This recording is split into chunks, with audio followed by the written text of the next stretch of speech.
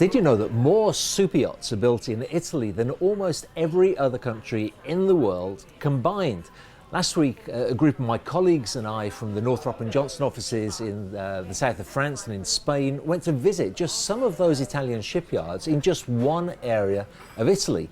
The objective was to see what the yards are building and what we can offer to our clients, and then to report back to them. Well, this is my report on the trip. Back to you. As we drove along the Italian coast from our starting point at Nice airport, we stopped at the Amico shipyard in Genoa. Now, this is not a yacht builder, but rather one of the most significant refit and repair service shipyards in the entire Mediterranean area. Our group was shown around the facilities, where we saw a large number of sizable yachts undergoing various degrees of maintenance and repair work. The capability of Amico is notable. They have an 835-ton travel lift, 10 in-house project managers, 7 paint shops, and very sizable capacity to keep yachts both in and out of the water. The group left the tour with great confidence that this is a shipyard that could be recommended to yacht owners who need to get work done to their yacht in a professional and timely manner. From the Amico shipyard, we moved on to the area of Genoa Airport, where the exciting Tankoa shipyard is located in this spectacular modern building. Many of us in the group already have a close connection with this yacht builder. We chartered the 50-metre yacht Viareggio that they built, and also used to charter the 69-metre yacht Superyacht, also built by them. We enjoyed an informative meeting with one of the board of directors of this privately owned company, who explained their philosophy to focus on building 2 to 3 high-quality yachts a year in the 50 to 90-metre range.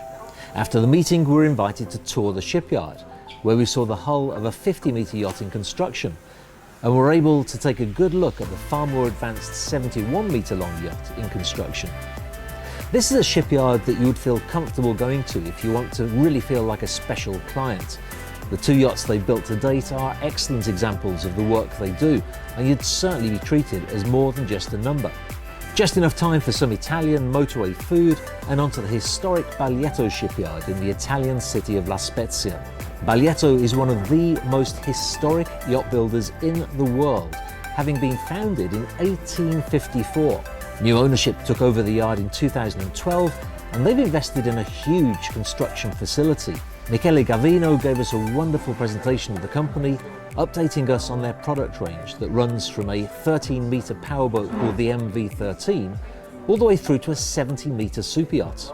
As we looked around the construction facilities, it was clear that the sweet spot of this shipyard is the low 40s to mid 50-metre range of super yachts. They currently have a 43-metre fast aluminium yacht in build, together with 3 steel and aluminium yachts that are respectively 48 metres, 54 metres and 55 metres in length. The visit ended with an opportunity to visit a wonderful finished yacht called Unicorn, where we could see Baglietto's quality up close for ourselves.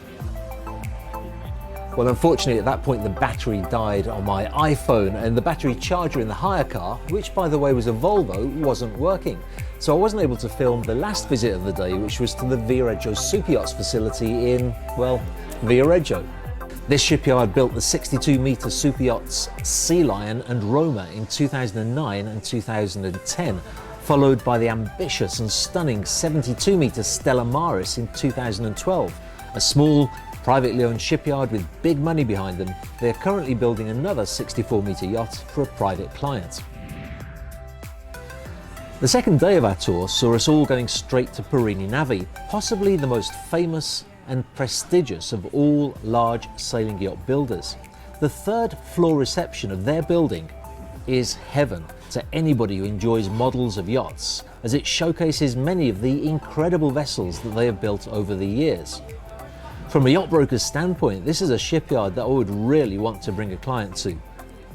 Not only is the entrance area very impressive, but also the 2 sales managers that met us were very knowledgeable and very engaging.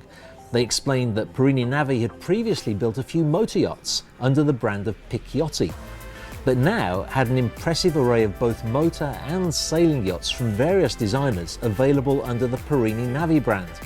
This seemed to make a lot of sense, since the Perini Navi brand is one of the strongest in the industry. whilst Picchiotti, although having built some wonderful yachts, is still relatively unknown. From Perini, we moved swiftly on to Overmarine, the producers of Mangusta yachts, and this proved to be one of the biggest surprises of the tour. Mangusta are known for their go-fast, open performance yachts with jet drives. You may have seen the video I produced of one of their 165-foot models. On this trip though, we were taken from their headquarters in Viareggio to a huge facility they have in Pisa, where they're building some significant tri-deck displacement super yachts. Here we were able to view an impressive array of yachts in construction that ranged from 45 metres to 54 metres in length. And to underline the financial muscle of this family-owned company, they even have 2 super yachts in build on speculation for buyers who want to beat the waiting list. But a trip to Viareggio wouldn't be complete without passing by the historic Codecasa shipyard, where we were met by the charismatic Ennio Bonomo. This is a wonderful yacht builder, building one yacht at a time for the likes of Giorgio Armani and other prestigious individuals to create a fleet of yachts that is truly spectacular. At the moment, the yard is busy building another of their highly successful 42-metre vintage yachts, also on speculation, and the more technically minded members of our group heaped praises on the engineering and build quality produced by this shipyard. Probably the most impressive part of the visit to Codecasa though was that we were afforded the opportunity to take a good look at the latest vintage yacht ready to be launched.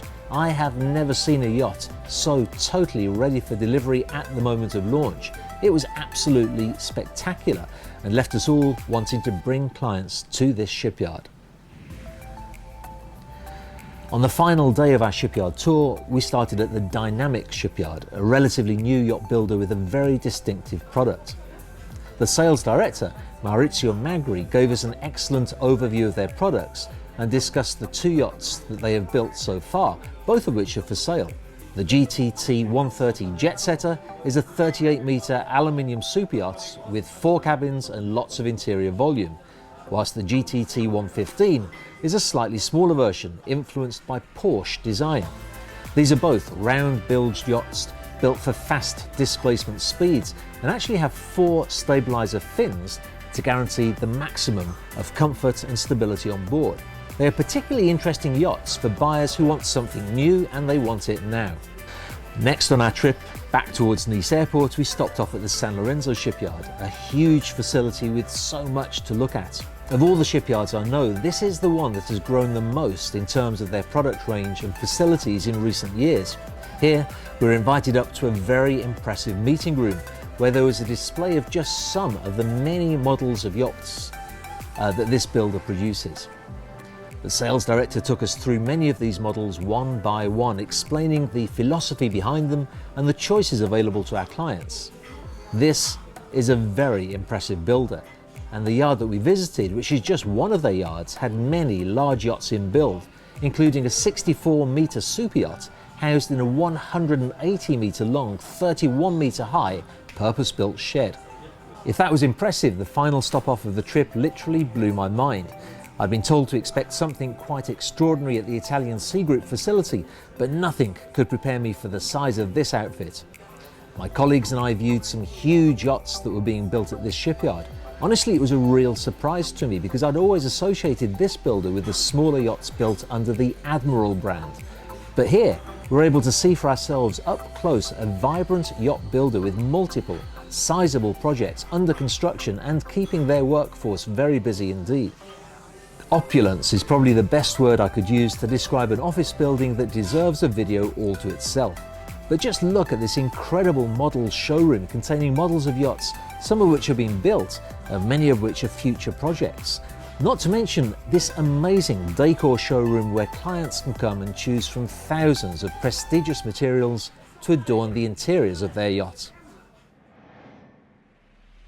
Well, my colleagues and I took copious notes as we visited the shipyards. Of course, the thing that's interesting for us as brokers is what's available for sale, what's the quality of the shipyards, and whether we'd feel comfortable taking a client there. That's our business, understanding what the client's expectations are and matching them up with a builder that can satisfy those expectations. For those of you who subscribe to my newsletter, you'll know that I sent a newsletter out just a couple of days ago with more details about yachts available for sale that we discovered during that visit. If you haven't subscribed, then there should be a link allowing you to do so on the screen now. But send me an email as well so I can make sure I send that specific newsletter to you with the information in it. Lots happening in future videos. I won't be using my iPhone too many times, you'll be pleased to hear. At the moment, the videographer that I usually use when I'm in France is on his honeymoon to the other videographer that I use. So it just remains for me at the end of this video to wish Frank and Olga the very best on their honeymoon, and also of course to remind you to subscribe to my channel.